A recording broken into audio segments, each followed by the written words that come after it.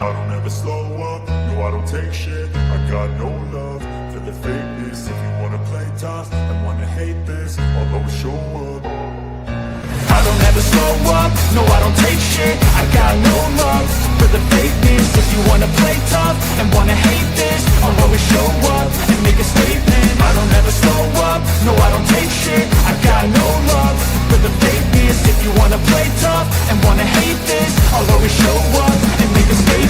Everything I do so instinctive. Good evening, ladies and gentlemen, degenerate sleuths of the night. We gather to boldly go where others have refused. Welcome to the DT show, you salty mofos.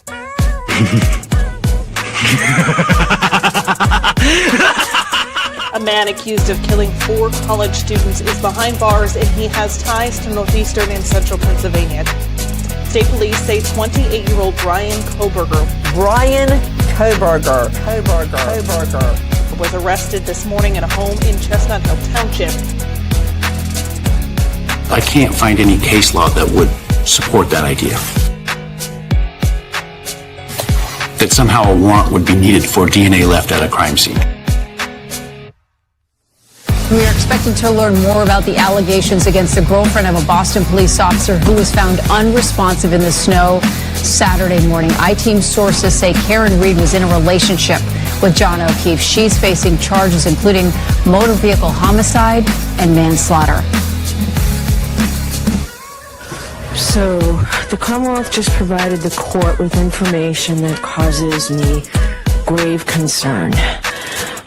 The implications of that information may have profound effects on this defense and defense counsel.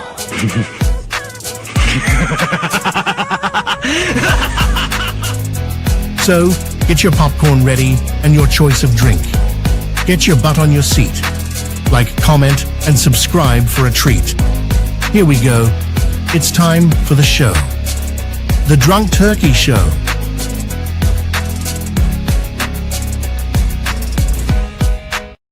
What is up, everybody? Welcome back to the show. I'm Daniel, and today we got a great show for you guys. As you guys have probably taken notice that there was a documentary that went down not too long ago by Dateline, and a well-known guest, on our show, Howard Blum, was pretty prevalent on that docu-series. Welcome to the show, Howard Blum. Howard, how are you doing, my man? I'm doing well. Thank you for having me back. That's awesome. Well, I'm glad you're doing well. It was I hope you had a great weekend and celebrated Mother's Day and with your family and stuff. And was the premiere of the Dateline episode the first time you saw it in its entirety, or did you get a chance to see it before? First time I saw it in its entirety, I was really impressed. I got to say that the show is a tribute to Shane Bishop. He's the producer who put it all together, did a lot of the original research. He's an intrepid reporter and a world-class producer. And Keith is a wonderful, wonderful interviewer. I mean, it was just a pleasure working with them. That is amazing. It came off very well. I thought it was well put together. The information, the timeline in which the information was put out, I thought it was put excellent. And I had no idea you were on there. I was quite surprised. You kept it a secret to the world. How hard was that? Well, you're sitting on top of information, and and you're working with people, and you want to protect it for them. I was so afraid that I would give away some of the secrets that were in the piece, and I pledged not to. So I was just doing my best to keep that, so I could just talk about my favorite thing myself, but keep away from all the exclusives that they had unearthed. There you go. And so before we get into the Dateline, there was a little bit of controversy. You had an Airmail article that came out talking about Bryan Kohberger's potential motive, and you talked a little bit about Dr. Ramsland. First and foremost, what are your thoughts on Bryan Kohberger? Well, on the entire situation. The floor is yours. I'll let you take over. I think nobody can explain it better than yourself. Well, I did an article for Airmail, which was, as you said, it was a theory. This was my theory, that what Kohberger did allegedly was predicated to some degree on his trying to impress his old professor. In working up this theory, which I laid out, and I said it was speculative. I also said this is something the prosecution is looking into. I got some facts. One fact I have, as I started out with, was that Dr. Ramsland, who I respect, and I've read her books. I'm a big fan of her work. I've learned a lot by reading her books. She contacted the family after the arrest and offered, without talking about her students, former students, guilt or innocence, that I'll help you if I can through the Justice Department. Later, she confirmed that. Then, while confirming that I had that right, she said another fact that I got from the same source, that Kohberger had been emailing her while he was at Washington State University, was not true. If she says I had reached out to her before this, she never got back to me. But she says I got it wrong. Well, I got it wrong. I made a mistake. The same source that gave me that one fact was an error about that Kohberger was emailing her. She never received any emails from her. So here's what really I find a bit astonishing through this whole process of being involved in this true crime world. You know, I've written 17 books. I've been a reporter for a lot of years. And you know, sometimes you get some things right, sometimes you make an error. Journalism is called, you know, the first draft of history. You're doing, you know, you can make mistakes while you're doing this. But if you make a mistake on one little thing, that whether or not he has sent emails after the initial fact was confirmed that she was in contact with the family, that doesn't mean I'm a liar. You go on the web, it doesn't mean I'm making things up out of whole cloth. It doesn't mean I'm a grifter. It's this whole lack of civility. Someone can make a mistake without being a liar. It's an error. Yeah, call me on the error. I admit it. I should have, you know, gotten that fact right. I tried to get it right. I don't think it denigrates the theory. I don't think it knocks the theory down. But what is so infuriating to me and painful is all this sort of bad vibes out there. There's everyone willing to attack me, other researchers. There's no civility left in the conversation anymore. You're either a devil or not. I mean, this whole case is fundamentally about someone, whether it's Kohberger or someone else, the court will decide, who thought that he was superior to other people, that other people, their lives had no meaning, and he can just do with them what they want. He could treat them as they want. He could objectify them, dehumanize them. And for people who are following a case which is about such abject cruelty, to treat other people in such a, you know, filled with invectives, aimed with just sheer bitterness, I don't get it. I don't understand why the various internet and Reddit websites are filled with so much vituperative comments. Why can't you just disagree? Why can't you say, Howard, you got a fact wrong, not you're a liar, you're a grifter. And let's talk about grifter. The idea is that, you know, I'm making a ton of money out of this. Well, as I said, I've done 17 books. You know, I make a living, fortunately, by investigating stories or writing about stories that I find interesting. I haven't done true crime really before. I did a book way back on the Gotti case. I guess that's considered true crime, but mostly they've been historical, whatever. I'm interested in people. I got into this case. I thought this was pretty fascinating. The story of two fathers on some level. Michael Kohberger, Steve Goncalves. Each of them are victims in this case. To me, each of them are trying to confront the same reality. Each are dealing in different ways. And I thought, well, that's pretty fascinating. That's, you know, Shakespearean drama. And so I got into this. Whatever book I write, I get basically the same money from publishers. My books sell, thank God. You know, I was able to carry kids to fancy colleges that way. I'm glad they sell. But I'm not writing about this specific case in a way to manipulate money. I've written 17 books. I've sold 17 books to major feature films, to the movies. I mean, people just, there's a lot of anger out there, and it's just to turn the volume down. Let's have a conversation, because I'm getting death threats from this case. The people at HarperCollins are getting death threats, and that's sort of, you know, this is a case about murders. And here people say they're going to defend something they object to by murdering someone else. Or maybe they think that's a pretty funny joke. I mean, that disturbs me. And, you know, one of the interesting figures I said before in this whole case is Steve Goncalves.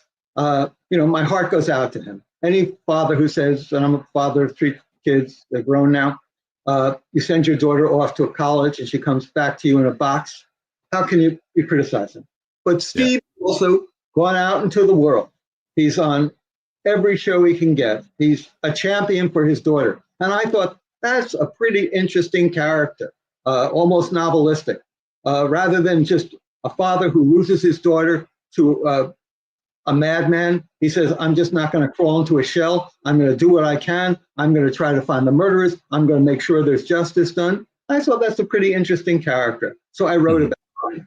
He's upset about that. I don't think I said anything that wasn't really respectful to him or even didn't elevate him. But again, there's so much bitterness out there. And I don't understand why the conversation, especially about crime, can't be done on a more collegial level. Why people can't say, well, you know, you got a fact wrong, let me help you correct it. Let's get to the bottom of this. Or you got one fact right, let's sort of pry it open. And that's why it was sort of, we talked about Dateline in the beginning, to work with them to make things as accurate as possible. You know, this is sort of a team effort to get things done. And that was fun. But for people to say, oh, there's a grifter, there's someone who's trying to do this, either you think Kohberger is innocent and then you're, then anyone else who doesn't is really twisting the facts for their own ulterior motives.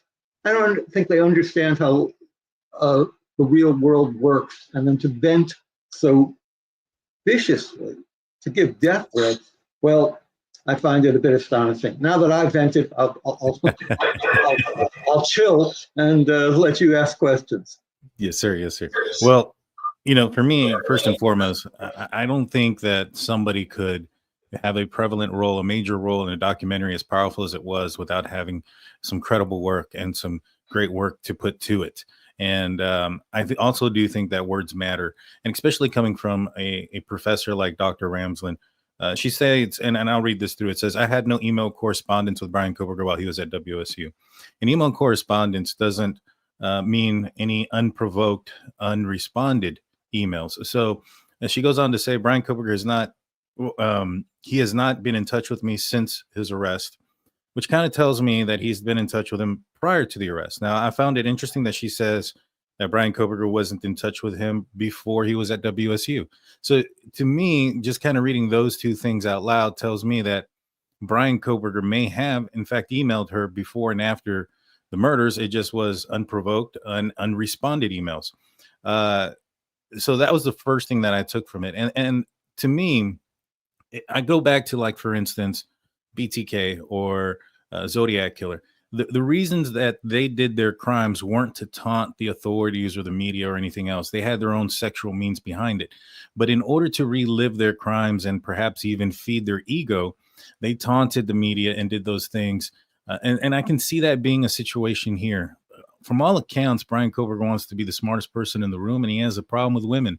So why wouldn't he try to stump Dr. Ramsland? And why wouldn't he, if this is the kind of person he is, get off on something like that? And if he is responding to her, his emails don't have to be like, hey, how are you doing? Whatever the case may be. I'm assuming that's what it is before the murders. But afterwards, it could be just simply clips to try to grab her attention to the crime itself. What do you think about that? And to your point, if they had not been in communication, so just sort of out of the blue, she reaches out to the parents. And now she's gone and she said she's writing about Bryan Kohberger. He's going to be a chapter of my student, Bryan Kohberger, in her next book. I mean, I can't wait to read it. I'm sure it'll be really perceptive. But again, one can have this conversation. One can make a theory about someone who's writing about the case and not be a grifter, not be a liar. One could be trying to get to the bottom of things. And when he says he's offering a theory like I did, I said, this is a hypothesis. You know, I had an old professor who said the search for truth is a search for better hypothesis. Not to get too erudite, but, you know, Karl Popper at the London School of Economics, or Karl Popper.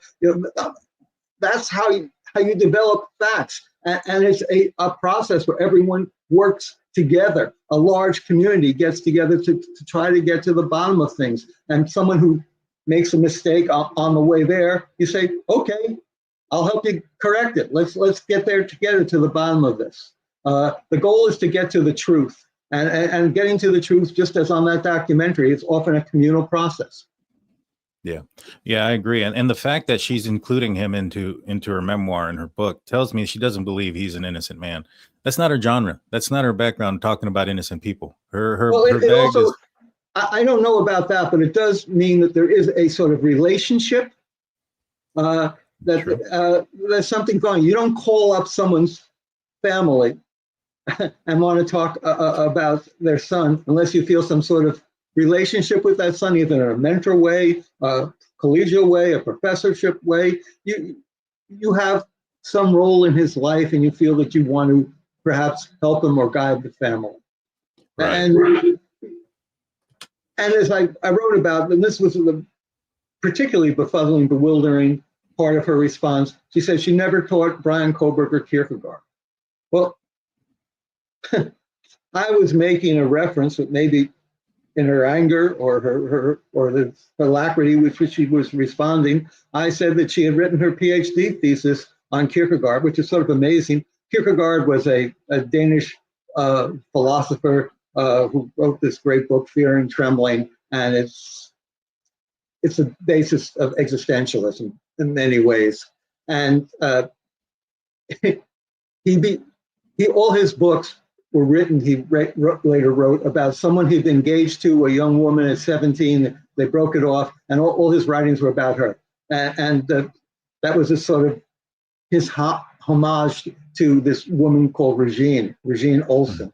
And I said that, well, since she knew about Regine Olsen, she might understand what Kohberger was doing, trying to make an homage to her. That's all. I never said she taught Kierkegaard. But again, mistakes happen in this process. Journalism is the first draft of history. We're all trying to get to the bottom of the line. You can see how much the prosecution has made mistakes, defense has made mistakes, the FBI has made mistakes. They can't identify the car first. They're going into prohibited websites. It doesn't mean they're evil. It doesn't mean that people are liars and they're trying to railroad an innocent man.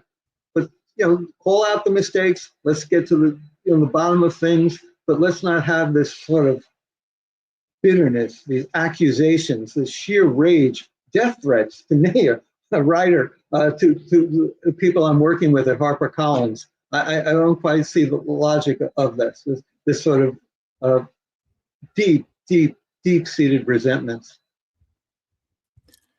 I agree 100%. I was ever written a book. This is hard work. I mean, this is, it's not fun. I mean, I'm working on a new book now about something totally different. I'm writing about space on some level, about the two stranded astronauts in space, and I'm working on with Ron Howard. And it is a full-time commitment. This, it's exciting for the writer putting it all together, but it's never easy. And if you want to be a grifter, there are a lot easier ways to be a grifter and a lot more money to be made. I agree 100%. I think a lot of the problems is that some people were confusing the fact that Bryan Kohberger reached out to her. Maybe she was a part of his manipulation, and are trying to tie her into being some sort of groomer or teacher of Bryan Kohberger that taught him how to do this, and that's far from it. And I thought that you made that perfectly clear when you brought up the attempted assassination of President Ronald Reagan, and how that person was trying to influence the actress Jodie Foster, who she had no idea he even existed. And and that's what I was trying to say. I mean, especially with like Dr. Ramsland's profession, it's a double-edged sword. You're going to help out a lot of people. You're going to help out a lot of law enforcement figure out, how people act and how people react and why things happen like this. But you're also going to attract people like Bryan Kohberger to try to mask and hide themselves within society. And so it's, she's not nobody. is can be not a big she deal. initiated the conversation, which she confirmed with his family, as I reported. And then I got that he was emailing her. She says that never happened. But okay, so that error is wrong. But I don't think it takes away from my theory. And even if my theory is wrong, who knows? It's a theory. It's a hypothesis. It's a search for truth. Trying to put forward a theory doesn't make one a liar, a grifter, or worthy of death threats. Right, exactly. Probably other things I've done that are worthy of all of that, but I don't know what they are. But not that. No, I agree. And I don't think you're too off when it comes to this theory. I mean, I brought it up. When I read that, I was like, you know what? A lot of these things make sense because a lot of people attribute what happened at WSU, what was going on in Washington and in Pullman, as why maybe perhaps he committed this crime. But that's not the case. He purchased the K-bar knife while he was in Pennsylvania. He purchased the balaclava mask while he was up there, the backpack. And while he was up there, he was graduating with his master's. This is the height of his life. I mean, he was studying with Dr. Ramsland. Exactly. And she writes that serial killers are fantasized first, and then they need it to become a reality. That's one of the lines from her book, which is a wonderful book, a very perceptive book on the minds of serial killers. And you can see this taking place. I mean, she was writing about something, and then she sees it, perhaps arguably, if Kohberger gets convicted, taking place right in front of her. That's a fascinating perspective. I say I look for interesting ways into stories, like the different fathers. Well, this is another way into the story, and it fascinates me. And we talk about large themes, almost novelistic themes in real life that you can make literature out of. Again, fathers who are having to deal with their own victimizations in different ways. The father of the accused killer, the father of one of the victims. A teacher who teaches about serial killers, who teaches about murderers, who teaches about people who have lost their hold on reality, really, in any ways, who feel they can't fit into this world without acting out in a vicious way. Well, then one of our students actually becomes that sort of metamorphosis. That too is interesting. That's another interesting angle. And that's just what I was trying to poke into. And I think that's something for people to poke into. Clearly, Dr. Ramsland is poking into it because she announced that she's writing about it. That's true. And for those that don't know, she did talk about writing a memoir. And in her memoir, she's going to talk about Bryan Kohberger. And we had broken this down. And in this, it was a podcast that was out about maybe 3 months ago. And in this podcast, she said that a lot of people ask her, like, how did she not see Bryan Kohberger in front of her? And she said, these predators hide. You know, kind of transitioning into the documentary, they bring up the Grove quite a bit. It seems like that day that Bryan Kohberger went out there was also the evening that he started his surveilling, at the very least. Based on everything that you know, do you think the victims were at that pool party? Well, first, the Grove story. I sort of got a hold of that first. I'll say self-promotionally. It's a major part of my book. I talk about Bryan's first trip to Moscow is to go to that pool party. And that pool party really comes about because of Bryan's father. Bryan's father goes up to the neighbor as soon as they get to Pullman, Washington, and says, hey, my son has a hard time meeting people. Can you help him out? And so the neighbor, I think it's Chris Martinez, a really nice guy, said, all right, why not? I'll get him an invitation. So that gets him there. Were the victims at that pool party? Well, I did a lot of research trying to get to the bottom of that. And I knew that the FBI, I talk about this in the book, the FBI too went over videos, photographs taken at that pool party to see if they could find any one of the victims there. I had people also reach out to the Goncalves family to see if Kaylee could have been there. I could not find any confirmation.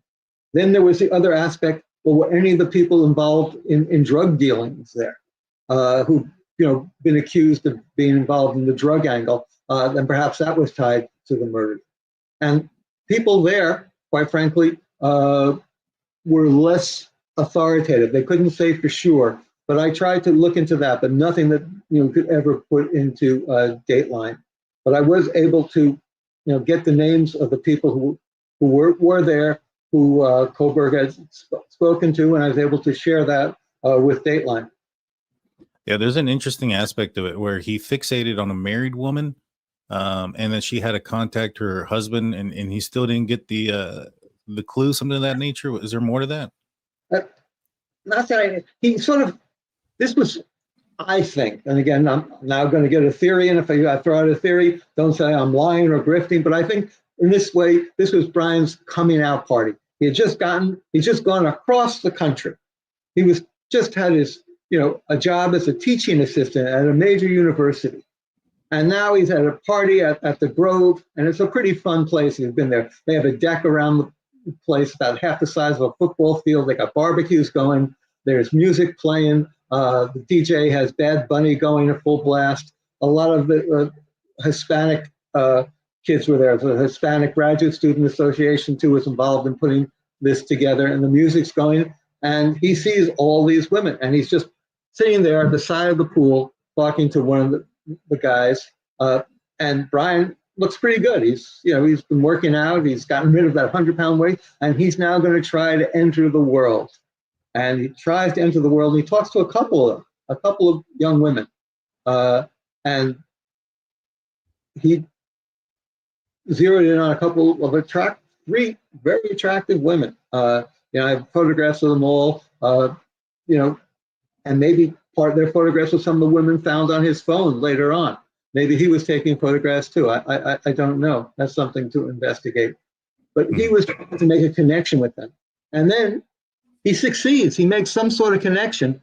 And then either he can't take the next step, or he does it so awkwardly that the people pull back. And that's sort of the story of his life. He gets to this position where he's just about to enter the real world, which is the world he's been an outsider to, the world of young people, interactions, the way, I was 1,000 years ago when you're going to college and you feel you're away from home and life is pretty exciting. It's full of possibilities. And for him, these possibilities were limited. On the other side, that's what makes the story of the victims so poignant, because they had all these possibilities. You think of 4 kids whose lives could have been so full of joy, of accomplishment, of meaningfulness. 4 kids who were so blessed. I mean, look at the way they look. They're smart, they're attractive, they can interact with people. These were the personification of everything that he was not. Everything that you see in a picture of a guy with a hoodie pulling it up and looking like the Dr. Death or Dr. Doom or whatever you want to call it. This was all about a man, I believe, if he's found guilty, coming into contact with this world he wanted to aspire to, but he realizes after doing it, he can't fit. And the only way that he can exist in the world is get rid of this constant rebukes to his differences, the way he stands on the periphery of events. They are a rebuke to everything that the way his life is, and he wants to get rid of them. And that's, I think that's a powerful story to write too. And someone who does that is someone who's looking at a news story as it happens, and trying to understand it and trying to put it into almost a narrative. And that's what I'm really ultimately trying to do. I'm trying to figure out a narrative to these events, and every narrative needs characters. My characters are, Michael Kohberger, Steve Goncalves, Bryan Kohberger, other members of his family, and perhaps Dr. Ramsland, if I were going to write about it again. If I were to write about the trial, I just don't know. Good deal. Yeah, I think that all those characters are definitely would be have to be included into this story that Bryan Kohberger is now part of. Holly was a female who gave Bryan Kohberger his number. He had texted her about hiking. I know you had mentioned to me before that some of these young ladies had gotten calls with nobody answering on the other end. Was she one of them? I know she didn't respond to his text message, but did she also receive calls from random persons? I don't think she was. That interview where she talks about the hiking was a real find, and that was all Shane Bishop's. He nailed that down. I mean, as I said before, he's a very intrepid, a very resourceful, and very focused reporter. Yeah, that was one of the things I was wondering about that. I think she, by not answering, probably saved her life. I mean, imagine going out there at the time of night that he usually tends to go. And I think it's also brought out that he's seen hiking, going into the park at night. She probably could have put herself into some major danger. Another person that, or she could have saved him. I mean, who knows? I mean, maybe he would have developed a real friendship with a woman, and maybe he would have felt, well, hey, this is possible. I can make my way in the world. I can belong. I mean, that's why I also believe his relationship with Dr. Ramsland was so important to him. Here he was having an interaction, a dialogue, a conversation with someone he respected, someone who was worthy of his respect, someone he might have revered. And the initial conversation was about ideas. He, in his distorted way, arguably took it that he wanted to make a statement to her of his respect and affection to her, almost like John Hinckley did with Jodie Foster to President Reagan. Yeah. Another person that probably put themselves in a little bit of danger, Na Young Ko, a PhD student who sounds like shared an office with Bryan Kohberger, also shared a apartment complex. Some things happened. I was watching before we came on Ken Maines from Unsolved No More, who is also a guy who Bryan Kohberger watched. He was putting in one of his documents or one of the videos about Ted Bundy that he believes there's an escalation, and it starts off with breaking in, scaring, fear, those type of things. It sounds very much similar to what Bryan Kohberger may have done with Miss Ko here. What are your thoughts on the situation? I mean, very much so. I spoke directly to a friend of Miss Ko who met Bryan many times, was aware of the relationship, and Miss Ko confided to her about her fears, that she felt actually that Bryan had broken into their house. I mean, she goes into her student room, and she first notices that her cosmetics are taken off the cosmetic shelf, and they're now arranged in a neat row on the toilet seat. Pretty weird. And then she looks more, and she notices that this watch and letter that she had talked about, because it came from her sister, it was so heartfelt sentiment. She was away from home. It meant a great deal for her, and that's missing too. And then she decided that Kohberger did it. I don't think she ever confronted him. The way I heard it explained to me by someone who knew them both and was involved in both the interactions, she was afraid of Kohberger. For some reason, he intimidated her. And then afterwards, when the bolo on the white Hyundai came out, let's be on the lookout for this car, she put two and two together that this is Bryan's car, but she was afraid to say anything. At that point, she was just too fearful. And she never went to the authorities.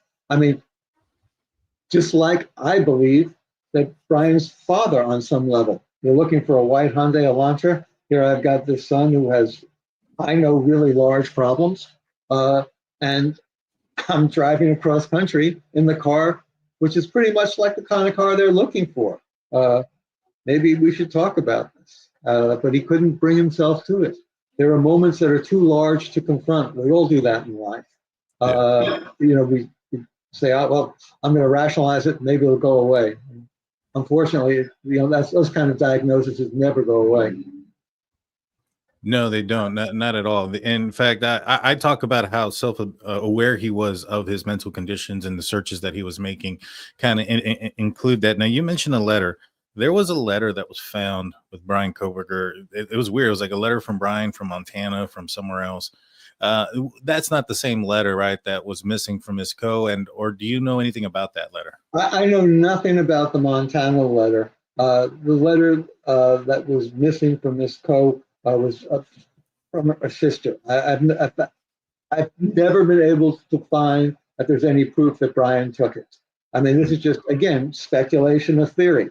If the theory proves to be invalid, well, that doesn't mean that anyone who's espousing that theory, any investigator, is a liar. He's searching for the truth. This is a valid path to go down, given all the other circumstances. Yeah, no, for sure. And from what you understood, was there ever any? I know that the Dateline brings up the night that she runs to his apartment because somebody broke in, but is there any confirmed instances of any romanticness between her and Kohberger? What I have heard, and I've heard this from people with good authority, whose opinions, whose assessments should be accurate, she told people she had feelings, quote, that was the word, quote, feelings, unquote, for Bryan Kohberger. He had no interest in her, and according to what I was told, she then felt that she was not worthy of him. She decided that she was just somehow was not as smart as Bryan. She didn't communicate as well as he did. Her English was very poor at that point. She had just come to America, and Bryan was a star student in many of the classes. He was showing her the ropes, and he felt ashamed of her, and she, in her own way, felt unworthy of his attentions. Which is pretty ironic, because here's Bryan Kohberger looking at the rest of the world, and he's feeling unworthy of their attentions. So it's a very sad little cycle going around. Yeah, it definitely is. It's wow. I think it's probably because he felt she was a weaker person than he was, given the fact that she didn't understand English and things like that. I mean, that's not the only person that he belittled because of not being able to speak English very well. In fact, there was a professor there at WSU that wrote on Ted Bundy that Bryan Kohberger had some issues with. Isn't that correct? Yeah, there was one professor there who I think was born in France. French was her native language. I mean, sort of would respond, mimic her to the students, belittle her language. He always seemed to give the impressions to the students I spoke with, and it seemed that way to his supervisory professor, that he was the smartest guy in the room.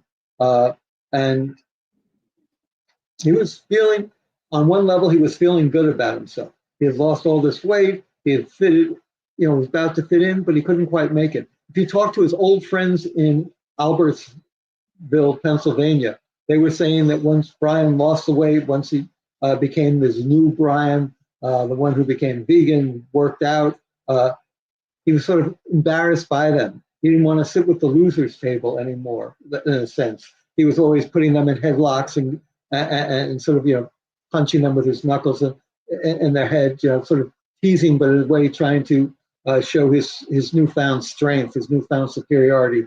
He didn't want to be one of the nerds anymore. He wanted to belong to the cool kids, but he could never make that. And then when he goes out to Moscow, there you can see this whole house filled with the coolest kids in the world, and they are, every one of those kids was, smart, sociable, good looking, and they were all a rebuke to the way his own self-image and to the world he was living in.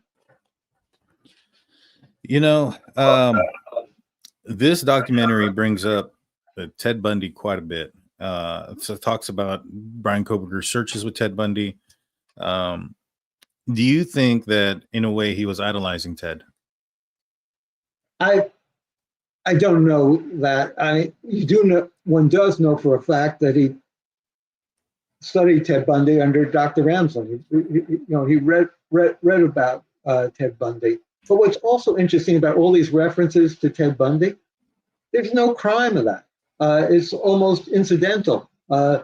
Ann Taylor can say, and perhaps with very good reason, well, he's a criminal justice student. Why shouldn't he be looking on the web for information about Ted Bundy? That's his area of expertise. That's where he's trying to get his PhD in. So everything that was seen on the Dateline show, I found immensely interested, immensely valuable to build out the character of this young man. But will it affect the legal case against him? I'm not so sure. The night information is pretty damning legalistically, I would say. But the selfies and the hoodies, his choice in music, looking at porno sites for women in subservient positions. Well, that's not a crime. No, it definitely isn't, but it does kind of add to certain things. You mentioned like the knife and the DNA behind. I'm curious, do you think, based on what you know and the kind of person that he may be, do you think it may have been intentional? Or do you think that was an accident still? Because he was out there searching for another one. He wasn't too concerned about the optics of the financial records leading him to purchase a new one. What do you think about that? I think he just wasn't very smart at that point. I mean, his whole whatever scenario was in his mind, and again, this is my scenario. I believe he was, after Maddie. That's what I've said in my book before Dateline. Dateline seems to reinforce it. And I think that once he goes into the room and sees Kaylee there, that throws everything off. It's come out recently. Kaylee's father has talked about how he punched her so severely he broke her nose. I mean, that shows his frustration. First, it shows on one level her courage for fighting back. I mean, she was one courageous young woman. She was literally fighting for her life. Awakened from a drunken sleep, and now you have to fight for your life. It's a pretty horrific situation, and she rose to the occasion and fought back. But Kohberger just couldn't deal with it. Now he had to get out of there. He had to kill her too. I don't think his intent was to kill 4 students. I think it was just to kill one young woman. I think somewhere down the road, maybe at the trial, maybe years from now, maybe when Kohberger's sister writes the book that she's apparently or allegedly writing, we'll find out that he had some sort of interaction with Maddie. Somehow he became obsessed with her. He felt that she had turned him down and he wanted some level of revenge. Again, this is the objectifying of another human being. This is what's happening in this discourse in this sort of true crime community. It doesn't have really much of a community vibe. It's really about the victimization of other people, try to make them enemies rather than colleagues going on this journey to find narratives, to find truth, to develop theories, to get to the bottom of what's happening. Because ultimately, that's why you're doing this podcast. That's why people are listening. That's why I'm writing. All trying to make sense of something, which is pretty difficult to understand. There's no rational reason that you can explain why anyone would kill 4 young people, particularly in the middle of the night without knowing them. So we're looking for somehow make it more palatable for us to understand the world we're living in. How could this have happened? What was driving him? And that's what Dr. Ramsland does. That's what she's been so brilliant at. And the idea that she's going to apply her perceptions, her powers, her intelligence to this case is exciting and wonderful. Do you think Bryan Kohberger thought they were onto him at any point? I know he shows narcissistic tendencies. I mean, if you look at the videos that he was watching about Ted Bundy and then emulating the video or the picture of him with the hoodie and the music that he's listening to, and to me, he's placing himself as that person, as the subject of all those things. And I think he was looking for a K-bar knife to do another crime. I think he didn't have any indication that they were on to him. I think him thinking he was the smartest person in the room probably led him to believe that. But I did notice the Dateline kind of mentions that after he goes to Pennsylvania, there's no more searches of K-bar knives. Do you think he was on to the fact that the FBI was watching him? I think at some point, I think after the car stops going through Indiana, even though they weren't tied to this case, apparently, I think he had to suspect something, and I believe that the father had to suspect something. I mean, Bryan, once he got to Pennsylvania, allegedly was cleaning his car furiously enough to make, Dateline reported on, I think on their previous episode, how much the sister began to suspect him. I mean, this is a case ultimately about narcissism on some level. I believe that his place in the world should be elevated, and anyone that's a rebuke to his stature is a loser and is worthy to be dead. And this is what's happened again in this conversation on the true crime sites. Anyone who disagrees with you is a loser, a liar, a grifter, a bum, and they too should be issued death threats. It's pretty, two parallel worlds suddenly coming together. The study of psychotic behavior, and then people writing about psychotic behavior, and they're all merging. It merges with Kohberger, who begins studying this and then becomes like them. And now it's like some of these people on the web are moving closer and closer, I believe, to this sort of psychosis of dehumanizing people. Yeah, well, I think it was Steve who mentioned it in my interview with him that a lot of the pro-burgers, they look at themselves when they see Bryan Kohberger and their reflection of themselves, and I strongly believe that that's the case.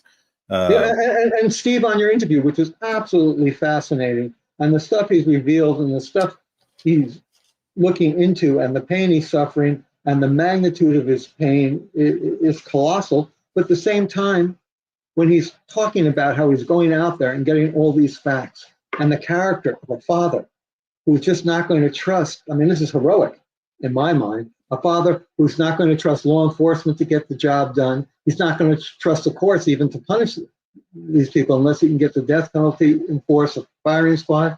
That's a character worth writing about. And someone who wants to write about it, since you've made yourself such a public figure, I mean, he must be on a podcast a week.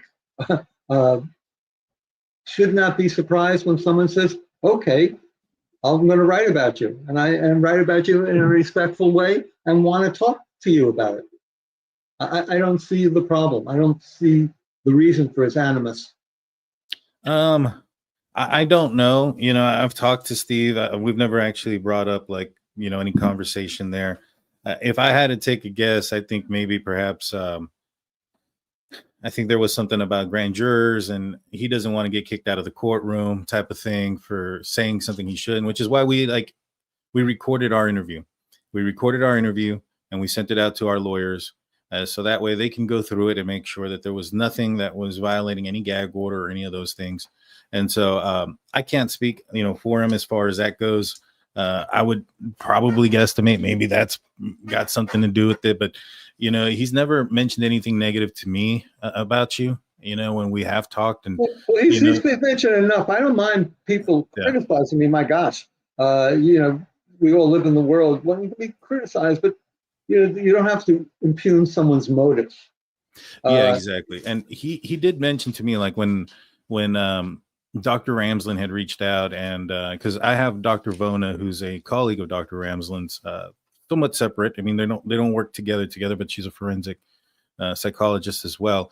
And she had reached out to Dr. Ramsland, and Ramsland had said not nearly as much as what she said to Bryan Ensign, but that she didn't have an email correspondence with Bryan Kohberger, et cetera.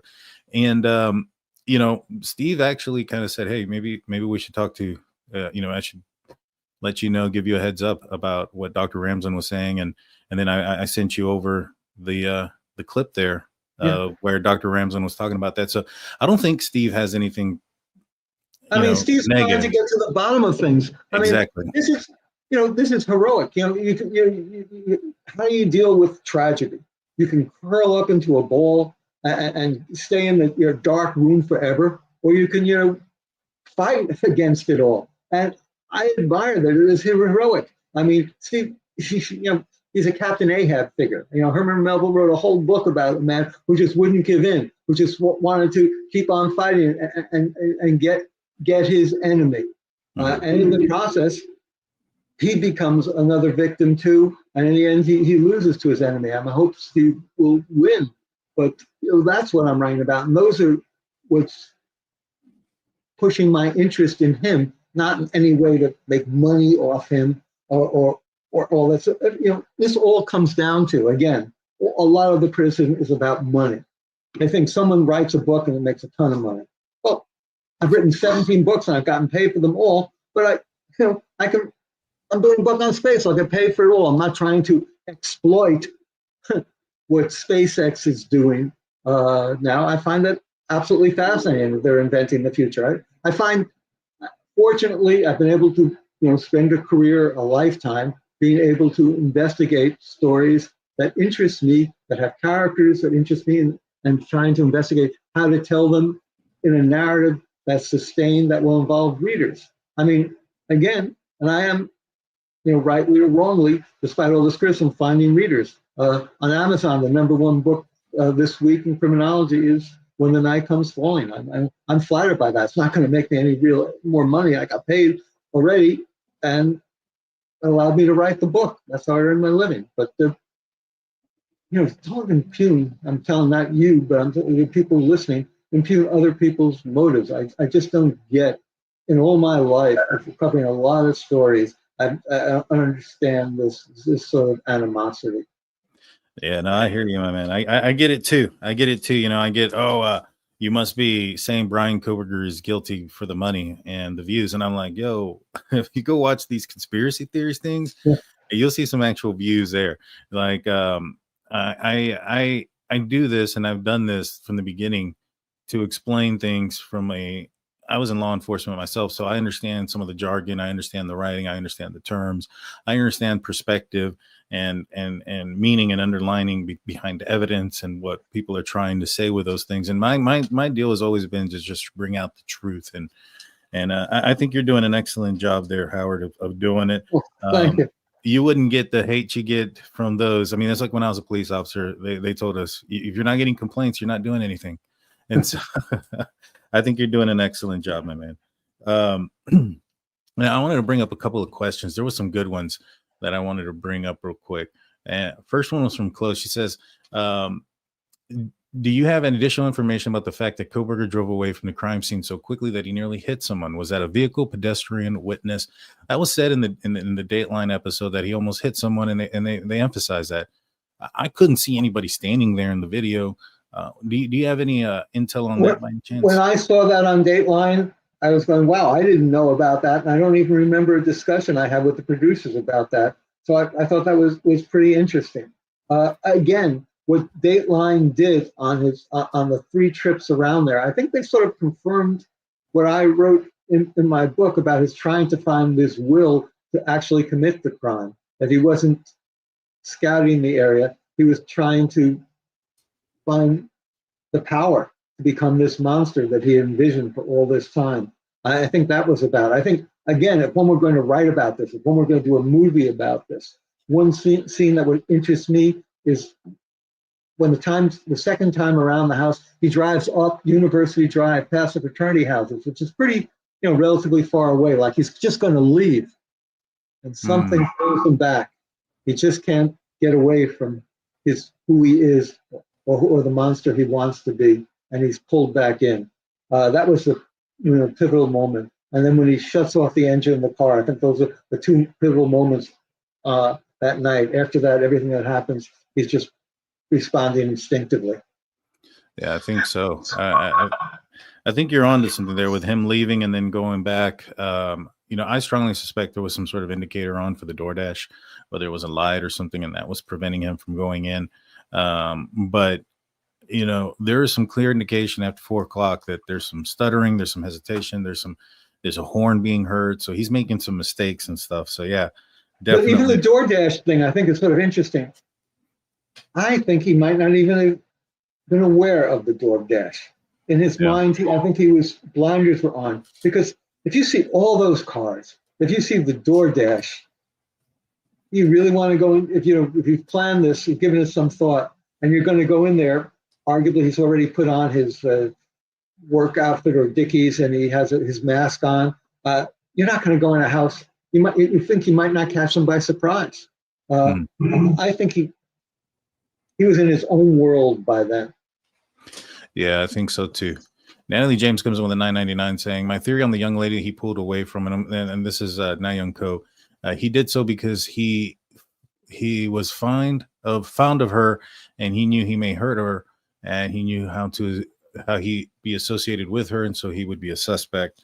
So I think what she's basically trying to say is one of the reasons why she didn't harm Na Young Ko is because of his close relationship to her, and that some of the reasons why he harmed the girls in the 1122 King Road and Ethan is because there was no connection. I mean, this kind of goes back to him purchasing the K-Bar knife before he even moved out there. Yeah. I I would say he wasn't really attracted to Na Young Ko. He didn't care what she thought of him. He didn't care where he fit in his world. She was no rebuke to him. He rebuked her. So he didn't have to kill her. It was the people who he wanted to be like, the people who he idolized and felt he couldn't enter their world. Those people, the people he felt a level of love for.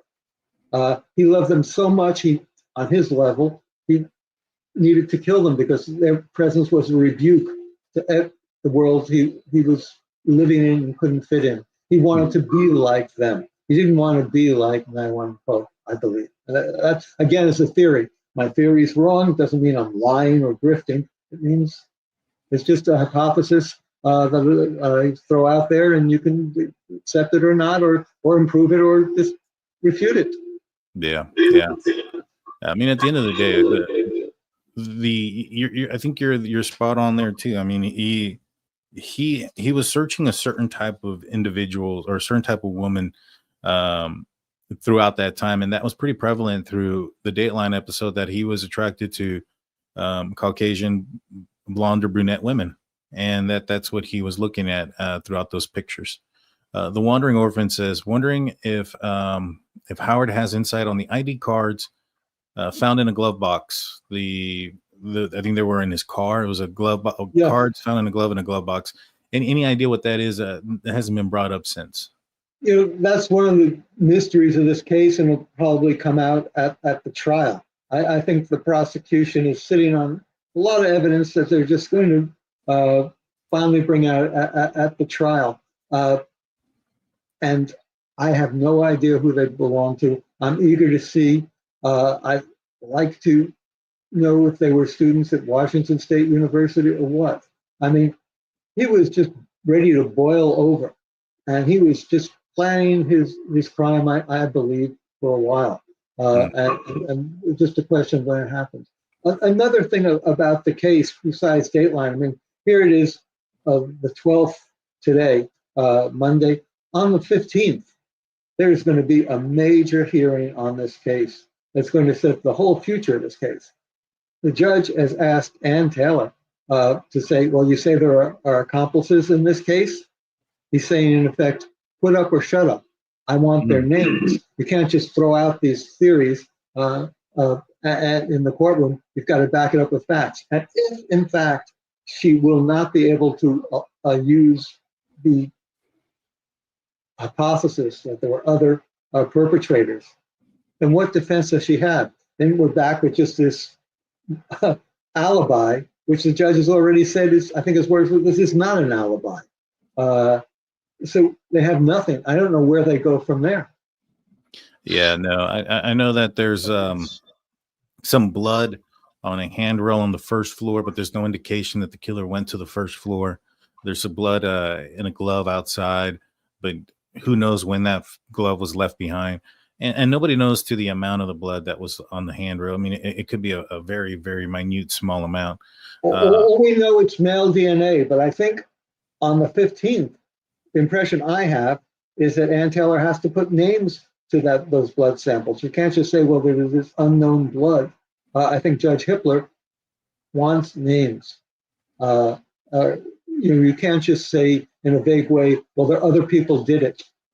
You've got to name those other people, and then we can have a real investigation about guilt or innocence. Yeah, I agree. Claude comes regarding the pool party at the Grove. I wonder if Kohberger ever returned to the Grove or the vicinity to people watch. There are multiple photos of Xana at the Grove. Thoughts? That's interesting. I've never seen any photos of Xana at the Grove. I'd love to see that. That would be really interesting. If you have one, send one to Dan. I mean, I've been trying to, I went through people at that pool party. The pictures that were taken. A lot of people took, cell phones, photographs of the people at the pool party, and I've had put a couple of them on my phone, trying to see if I could identify those people. I was going around Washington State University in Moscow, and I couldn't get that. But I've never ever seen any of Xana, and I think the FBI was looking for photographs of the 4 victims there. They were also looking for, at one point, drug dealers, people who have with drug histories in the community that might have been tied, that Kohberger might have reached out to them to see them there. And they couldn't find any substantiation of that either. So if you have a photo of Xana there and know where to get one, please let us know. We'd love to see it. Yeah, me too, especially. Yeah, send it to me if you find it, and I'll send it over to Howard as well. Natalie James comes back saying, thoughts on how he drove to the scene. Did he have the Dickie suit on when he left his apartment? He was habitually pulled over, so that would have been a huge risk. Do you think he dextered his car or arrived wearing his outfit that he entered the house in, or do you think that's something that he changed outside of the house? I believe, and again, this is just supposition, that he was already dressed up. I think he was dressed for that night because he knew he could get away with it. Also, the Dickie's suit or the work suit didn't have a belt around it, so he had to put the knife sheath in a pocket. That's one of the reasons why he sort of left it behind. But if he got stopped, he could just put the sheath, bury it in a pocket. But I don't think he was thinking about getting stopped. I think he felt he could talk his way out of that. I mean, even when he's stopped by the police in Indiana after the crimes and after his alleged participation in them, and you see him talking to, of course, a deputy sheriff and then a state trooper, he never panics. I mean, he's pretty cool. I mean, I got stopped for going through a stop sign the other week, and cop pulls me over. You see the flashing lights, and I'm all frazzled, like having a hard time finding my insurance ID and getting everything out to the officer. But he was pretty cool. Yeah, I mean, he's done some weird things. Bryan Kohberger. And that might be his best defense. I mean, when you look at, he's done some weird things. This is a weird dude. You look at those selfies. You look at the thumbs up picture, the one with the hoodie. These are no crimes, but he's just pretty weird. And that's what this case, that might be ultimately his defense. That's what they were trying to do with the autism spectrum behavior. That he's just a weird guy. He's innocent and a weird guy. That's no crime. Yeah, he's definitely a weird guy, and he's done some weird things. It's just like, for instance, his alibi, the fake one that he has, it puts him over there where Ted Bundy. There's a rumor out there that he started his reign of terror with Joyce LePage, female student who attended WSU. Her body was found out there at the Walleye Park, wrapped in a WSU blanket. When he gets arrested, he makes the statement, apparently, did you arrest anybody else? That was another serial killer made that statement. And then I think it was like Ed Kemper and Gacy who also inquired about drinking coffee or had drank coffee with cops. And that was another statement that he made. And these are all people that he studied, he was looking into. So to me, towards that statement that have you arrested anyone else? Yeah. When he comes to this, he's put in jail in Pennsylvania. And they bring a lawyer in. He asked his Pennsylvania lawyer that statement too. Have they arrested anyone else? So that's pretty interesting. In his own mind, does he think there were accomplices? Or one has to wonder. But that again, that would reinforce the case that there were other people involved, and Ann Taylor was, has no other cards left to play as I see it, but that one. Do you think that in some sort of way, by him making these statements, he's aligning himself with those type of persons, those murderers? He's elevating himself to their level of evil, to their level of high profile crimes that they have committed, their notoriety, everything else that goes along with it. Do you think that could be something there to that he's like, I'm just like them, and he's saying the things that he's saying so that we can compare him to these people? I think if I were to develop a theory, and I've developed many theories on this case, that's a real component of it. I mean, he's sitting there, thumbs up. I'm one of the pantheon of revered horrors now, and that's why. And I would also speculate, my hypothesis is thumbs up in a sense. Dr. Ramsland, look at me now. I've done you proud. And she has not been in communication with him. I get that. She's just been in communication with the family and reaching out to him. But that's how I would interpret what's happening. I do want to bring this up. So and I'm going to go back to the statement that Catherine Ramsland made. She goes, I called his parents a gesture of kindness, but I do not advise them about the case.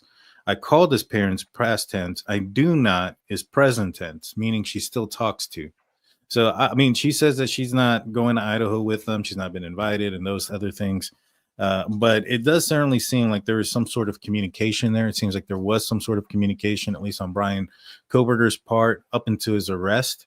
And it doesn't sound like maybe perhaps it was unprovoked and unresponded communication, but it does sound like there was some there. And I think also another component of that is that the Kohberger family is so glad to have someone, after all this, they feel is on their side. They might have been embroidering their relationship with her, their involvement with her, because I will also stand by the fact that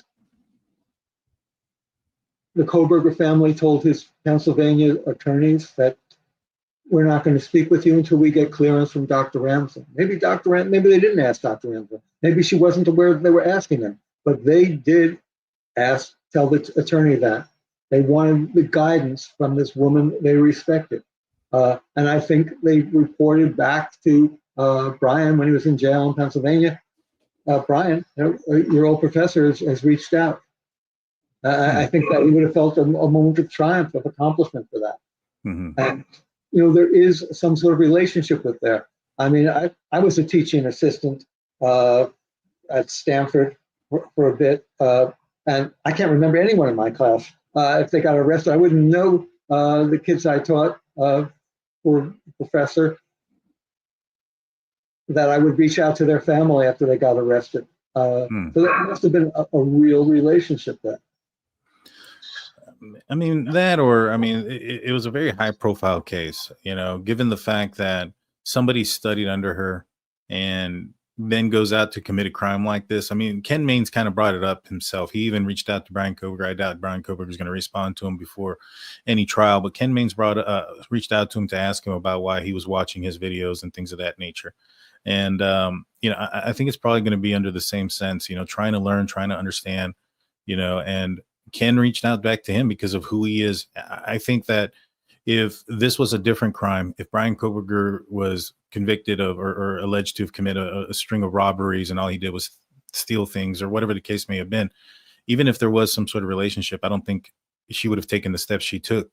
Now, I think that she has an in because he was a student of hers, and that gives her an in to a potential book. Now, I'm not saying that that's what she has in mind, but I mean, I covered true crime. I hope it's what she has in mind, and that Right. doesn't make her a grifter. It means that she has someone who can add insight into the conversation. She can take some firsthand experiences she had and add it into the conversation. I'm looking forward to reading her book. She says she's just writing a chapter. I hope it's more than a chapter. I think it would be fascinating. I also hope Bryan's sister writes the book that she's been talking about writing. I think that would be, fascinating. Gary Gilmore's brother, wrote a wonderful book, Straight Through the Heart. I'd like to, read hers too. I mean, all this adds to the conversation. I hope Steve Goncalves will write a book someday. I think he has a great story to tell. How this happened, how he was blindsided by events, changed the course of his life, how he does, could go on into a shell. Instead, he goes out to take on the world, do everything for his Kaylee. I think, wow, that's a father, a man you can respect. Yeah, you definitely can. Let me pull up. All right. Jeremiah says BK wanted to be possessed much like the malignant being. Sorry about that. Ted Bundy paper downloaded from that paper. Yeah, I think so too. I think he definitely was trying to emulate and find an identity in himself, something that he had lacked. Steve brought up the Reddit. A person from Reddit had reached out to him. Have you heard or reached out or have been reached out to anybody else that have maybe filled out Bryan Kohberger's Reddit survey? No, I think that would be really interesting. I wonder, Steve also talks about people who come out to phony information. I mean, he's been victimized in all this too. He's been getting people harassing him, sending phony information. At one point, he talks about hiring a private detective to go look into this, and he's being conned. There's someone who's in prison who wants to pass information to him, and the guy is just doing a jailhouse con. That he wants this information so much, and he suspects that these people are going to be conning him, and yet he has to get to the bottom of it because it just could be true.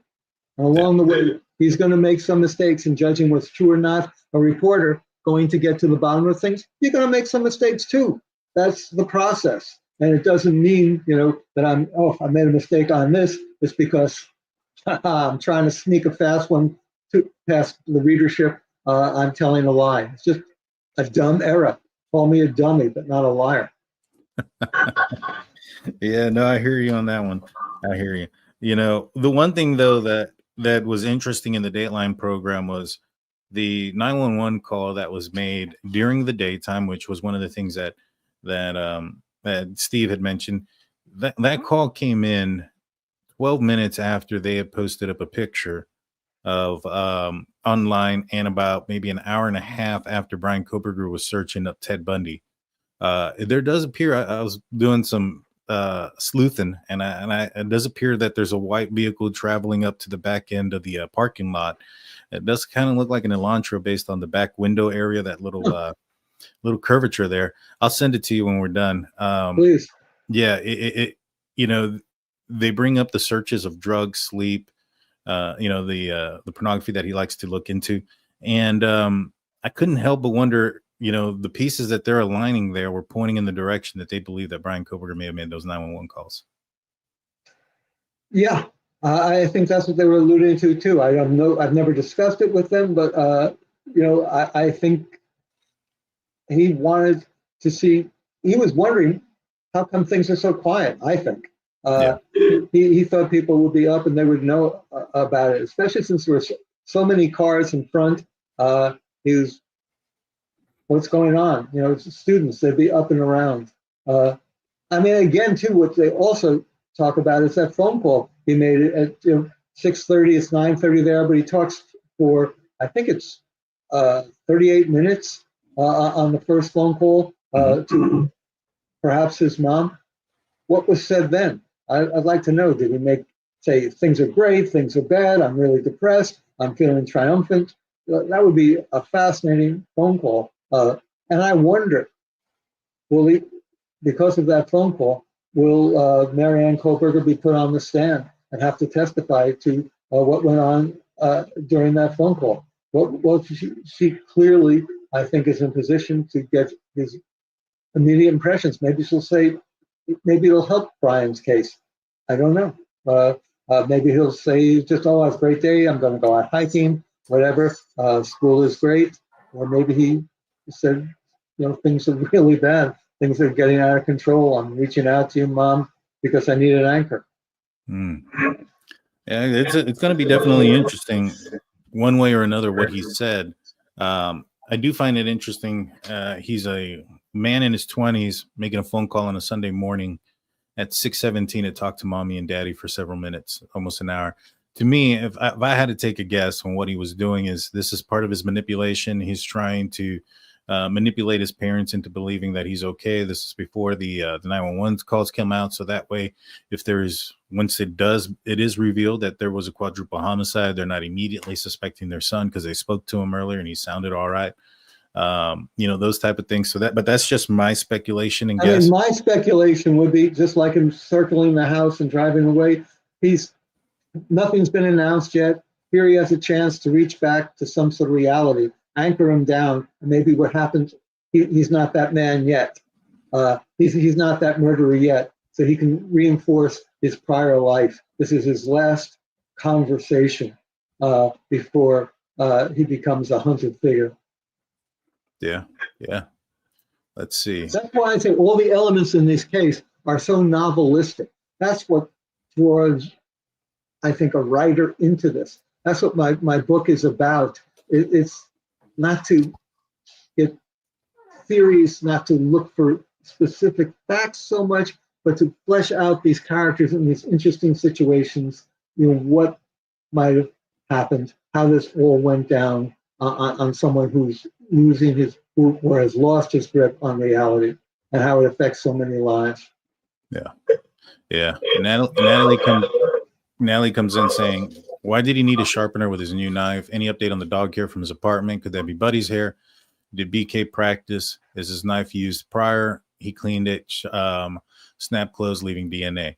I'll say this, I don't know, if Bryan Kohberger committed the crime against Buddy, but the sharpener aspect would probably be very similar to like one of these mass shooters who cleans their gun before doing the crime, But do you think that there was any evidence or anything that alluded to the fact that maybe Bryan Kohberger had something to do with Buddy, the dog that got skinned? Right.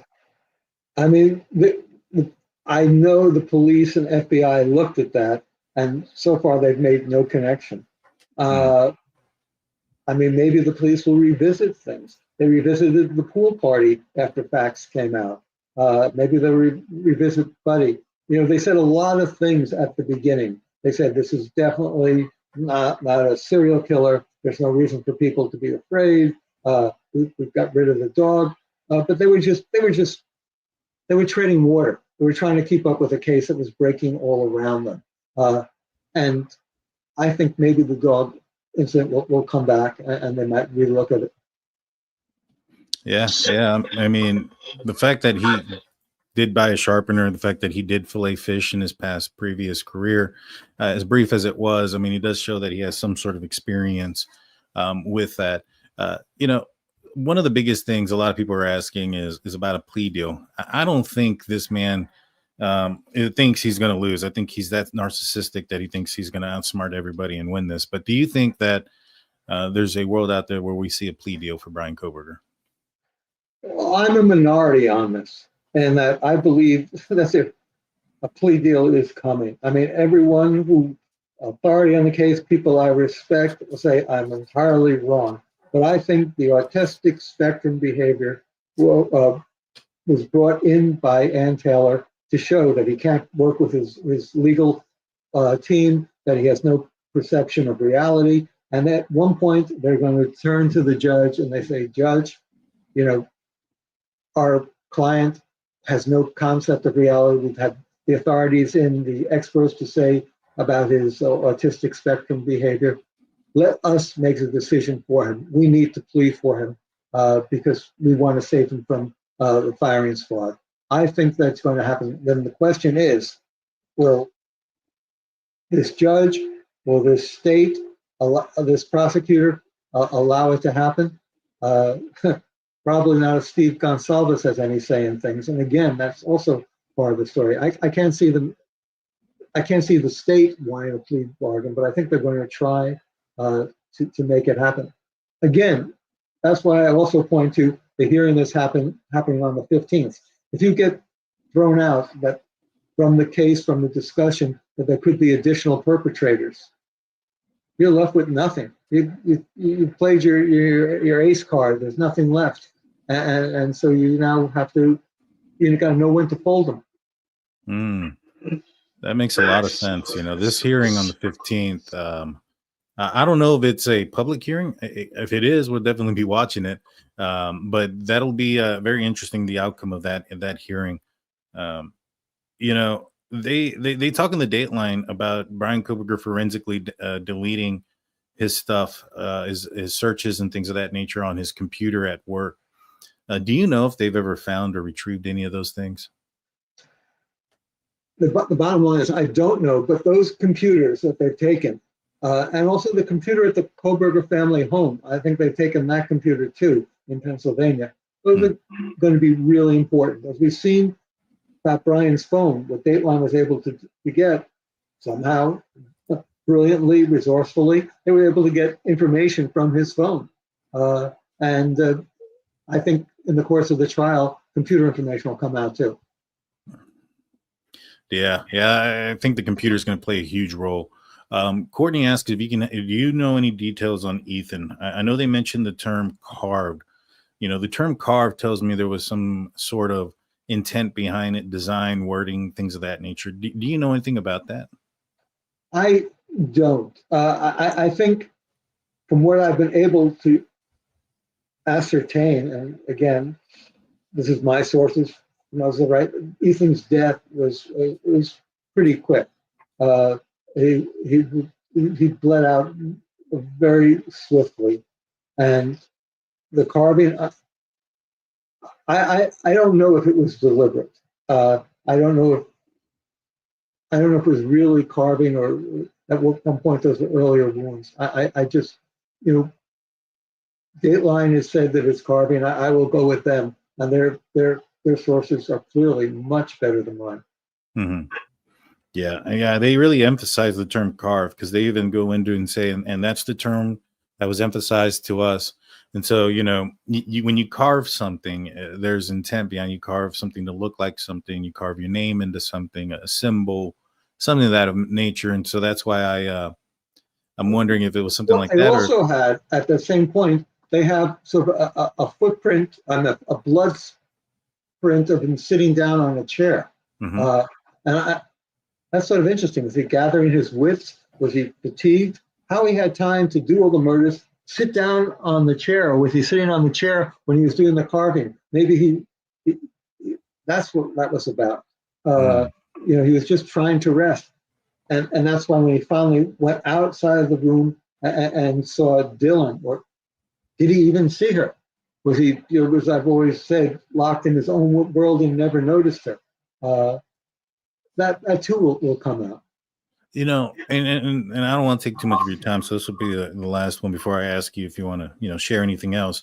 But, Steve mentioned that in our interview that if Bryan Kohberger was comfortable to go back at 9 a.m, that there's some good, and even some of the worst parts of this, being the fact that it took him 8 hours to call 911, that there potentially could have been a Google search of the murders. Dateline says that the search of the U of I murders didn't happen until November 16th. But that's the term University of Idaho murders. Do you know if he searched anything prior to that? I don't. And you see, this is sort of the problem in reporting. Journalism is a first draft. The story gets out that Bryan Kohberger is searching for the murders. So everyone thinks it's happened immediately that morning. That would be, really incriminating. That'd be good. The reality is not the people who said that weren't lying. They just got their facts wrong. I think Dateline is the accurate timetable. Yeah. I think that would make a big difference. If he was searching, obviously before the 911 call, that gives you prior knowledge that you're getting in trouble for that. So that's pretty incriminating. Definitely would. Well, Howard, I want to thank you so much. Is there anything else you want to get off your chest before we I think I've vented everything for at least the next week. I'll probably be a happier guy. I'll be easier to live with. My family will be better now that I've vented. And thank you for giving me the opportunity. Yes, sir. I knew within 5 minutes of watching the Dateline, I texted you. I was like, I had no idea you were on here. I need to get you back on now. And so I'm Well, glad you thank came you for on. having me. I'm glad to be involved, and I'll probably still be, digging into the case in my fashion a bit and through the trial. So I hope we'll talk again. Yes, sir. Yes, sir, guys. I have the link to his book, When the Night Comes Following, a Requiem for the Idaho Murders, is in the description. Make sure you guys also, if you've gotten the hardback, go check out the softback. There's some new information in there. You don't want to miss it. It's in the link in the description. Thank you again, Mr. Blum. Howard, you have yourself a great week, and we'll talk to you soon. All right. Take care. Bye-bye. Bye. Bye, everybody. You have a great weekend or great week. We'll be back probably tomorrow night. Until then, peace out.